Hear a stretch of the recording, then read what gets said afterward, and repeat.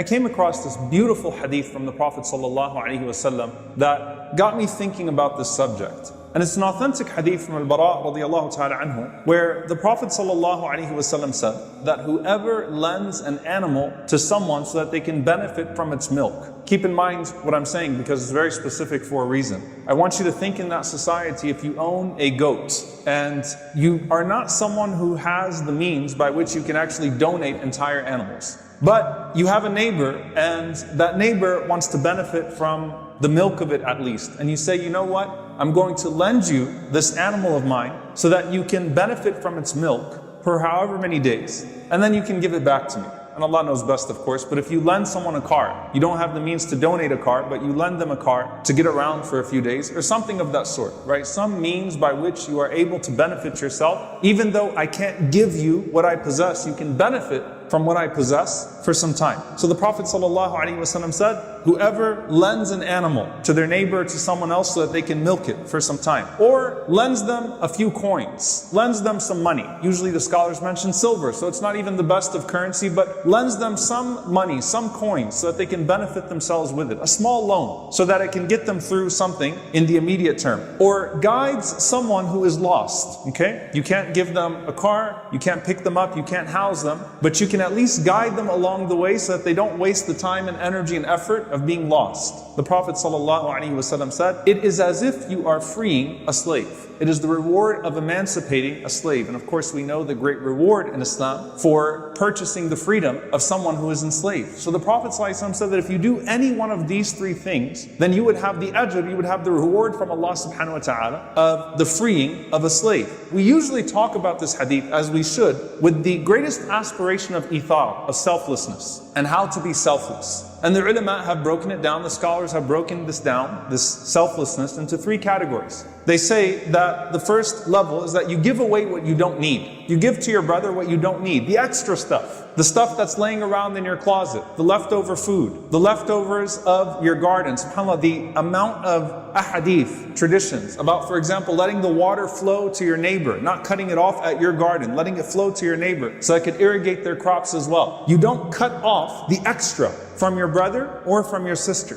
At least give to your brother or your sister what you don't need. Not even the best of what you have, not even the best of your income, the best of your food, the best of your blessings. Give them the extra. That's the first level of selflessness. The second level, مَا يُحِبُّ لِنَفْسِهِ, what you love for yourself, you take things into consideration exactly as you would for yourself, for your brother. So you try to give them everything that you want for yourself. And mind you here, that Imam An-Nawawi rahimahullah said, brother here is not talking about your brother Muslim, your brother in humanity. So you give to your brother in humanity exactly what you would give to yourself, what you love for yourself. And then the third level, which is the greatest level of selflessness, is that you give to your brother even what you yourself would prefer. This is the level of the Ansar, the level of the people of Medina. They prefer others to themselves. They actually preferred the Muhajirin, the migrants from Mecca, to their own selves. They gave them the better share of the house, the better share of the crop. And that was the greatest level of selflessness. Now here's the thing, when we talk about this hadith, we always go to what? We go to the level of the Ansar, as we should.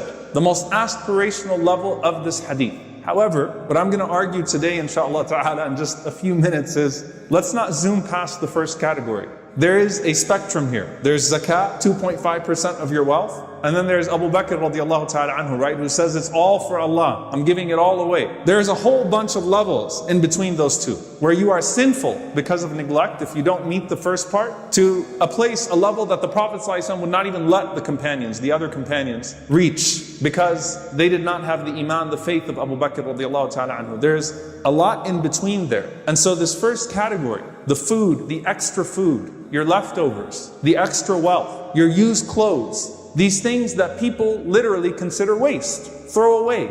And they could actually sustain the world as it is today. They could actually sustain the world as it is today. The things that we waste. If you go to your closet and you see things in your closet that you haven't worn for a year or two, that means you don't need it. Give it away. Those things that are in your closet, if you haven't worn it for a year or two, give it away. It's time to go. Teach your children that if it's a toy that you haven't played with, I don't care how much you love it, what your game console is, you haven't played with it for a long time, give it away. Let's package it. Let's give it away. Let's make something special out of this. If you can afford to do so, make it a mindset that these extras for us have a lot of potential in the sight of Allah subhanahu wa ta'ala and can mean a whole lot to somebody else. Those toys that you give out there in those Syrian refugee camps, the kids are not asking what color is it and is it the latest model.